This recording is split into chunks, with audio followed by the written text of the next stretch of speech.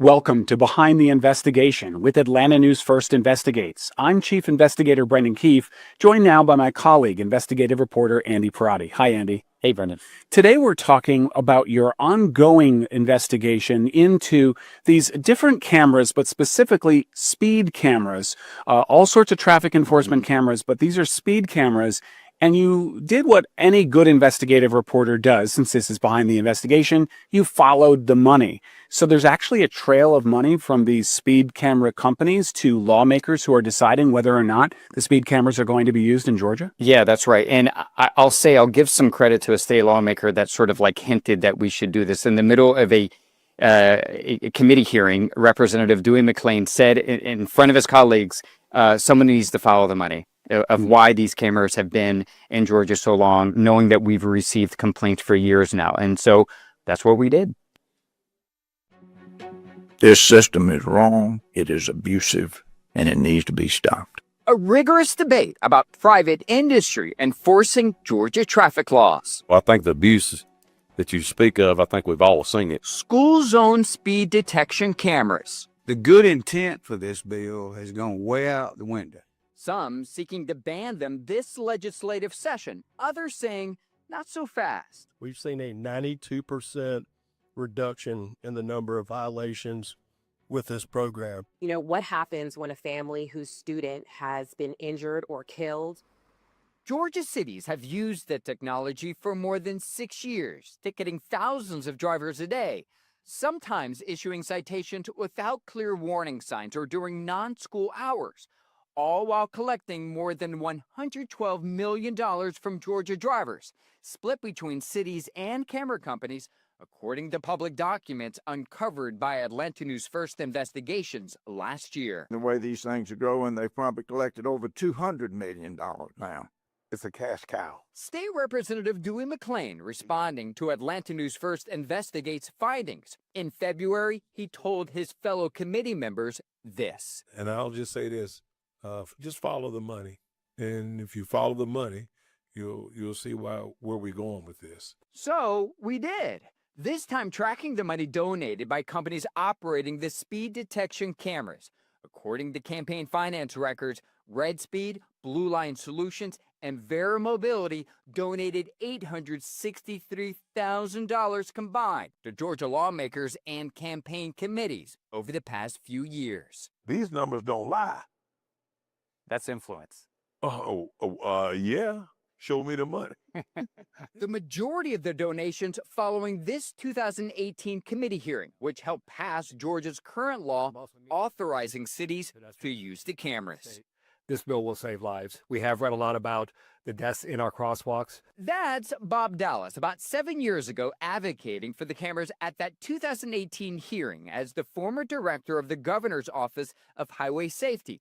Today, he's a consultant for Blue Line, a camera company which has donated $114,000 to Georgia lawmakers. I've not seen anything work as well as speed cameras and the program with them than this. He says Blue Line is open to passing legislation to amend the current law. If you have a lowering of the speed limit in the morning and the afternoon, require that a flashing light be on. Secondly, signage that shows that the enforcement is throughout the school day. Tuesday evening, Representative Dale Washburn's bill that would ban the cameras passed the House floor. But so did another piece of legislation sponsored by State Representative Alan Powell.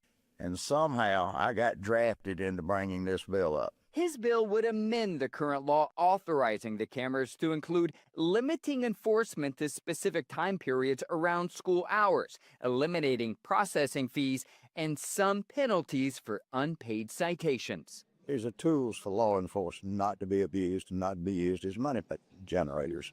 Washburn says the Speaker of the House asked him to file a similar bill, but he declined.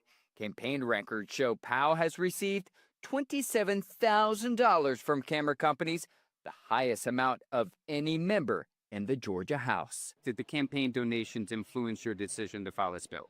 Apparently not, because either one of them are pretty well restrictive.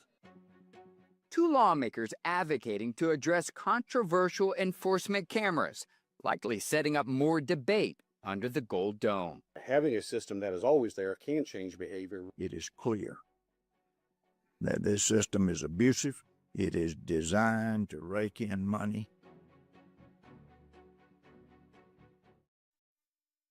Fascinating story, Andy. Now, where does this legislation stand as of March 13th, 2025, when we're recording this? Right. So there's two pending pieces of legislation that crossed over during crossover day. One would outright ban the cameras, and the other one would significantly reform the bill, the current law, putting in guardrails to prevent issues related to the incorrect ticketing. They now head to the Senate. And the president of the Senate, the Lieutenant Governor Burt Jones, he's received more than $100,000 in campaign contributions from these camera companies. Fascinating. And what did Burt Jones have to say about that? Well, we reached out to his office and we didn't hear back, but I can tell you there are lawmakers that know about this. They're concerned about this. I just got a phone call this morning, early this morning, from one of the lawmakers who is sponsoring this legislation, saying that there's some talk about what Lieutenant Governor Jones will do, knowing that he's received so much money in campaign contributions from these companies. Interesting. So the question is, look, just because two things are correlated doesn't mean one caused the other. Do you see any causality between these campaign donations and then the actions these lawmakers are taking? Or does the campaign contribution give these companies a seat at the table they might not otherwise get? They definitely get a seat at the table and access and conversations that they normally wouldn't have. It's unsure what's going to happen, right? But I can say that there are mixed results when it comes to these campaign contributions. And just the House committee that we profiled in the piece, many of the members received campaign contributions, and over the past couple of years, I think it's over $30,000 in campaign contributions just from this committee. But that committee passed it on and allowed this piece of legislation to move forward, in particular the one that would ban them. So it's, in this case, it didn't really matter that the committee moved it forward. We're really going to have to see what the Senate does. You know, not saying this has happened in Georgia, but as you know, investigative reporters have done stories on red light cameras going back 20 years. And they found companies in other states like Florida. I remember distinctly 20 years ago, investigative reports revealing that they'd shortened the yellow light time for intersections that had cameras to increase the number of red light runner tickets. I mean, the argument for these cameras, like any of these traffic enforcement cameras, the argument is, hey, look, these cameras are about making things safer. You know, there's a red light camera at this intersection. You're not going to run the red light, and that's going to save lives. Similar to the school zone cameras, similar to the school bus cameras. But there's this perverse financial incentive. When a for-profit company makes money off of traffic violations, they're in the business of not reducing traffic violations because then they don't make any money. And then there's that cut back to the municipality or the county or the school district. And is that a perverse incentive because they get literally paid for more violators? I mean, they get about 25% of each ticket. So there is an incentive to keep the tickets going. That's what the city or the county gets. Yeah, well, that's what, or that's what the vendor gets. That's what the vendor gets. The Okay, camera okay. operator gets about 25% of each ticket. And another thing that we found in our reporting, because we've been reporting about this for about a year, is that each time that I would reach out to the city saying, hey, how many tickets have you issued? They didn't know. Most cities don't know. They had to go to the camera operator, and then they had to tell them whether the ticket numbers have gone up or down. Because they're just worried, like the city just wants their check. Right. As long as they're getting their check, they don't care how many tickets are written because they don't administer the whole process. Right. And that's the argument of these companies, though, is that 25% also includes the overhead of the cameras, the maintenance, the administration of sending the tickets, collecting the fees, right? I mean, that's not pure profit for them. The costs, they bear the costs that otherwise the municipality would have to bear. Yeah, and each time that I would ask the city too, can you please show me proof that it's working, that it's changing behavior? And in some cases, the number of speeding violators has decreased, but it's not the police department that's providing this data of whether it's working or not. It's the camera companies going to the city saying, see, it's working. And so I've reached out, I've had an interview with the police chief about this in South Fulton. I was like, shouldn't you be doing your own traffic study to determine whether the camera company's telling you the right information, because there's an incentive to keep sticking around. So, It's like asking the students to grade their own papers. Yeah, makes a good point. Thank you, Andy Perotti, investigative reporter with Atlanta News First Investigates.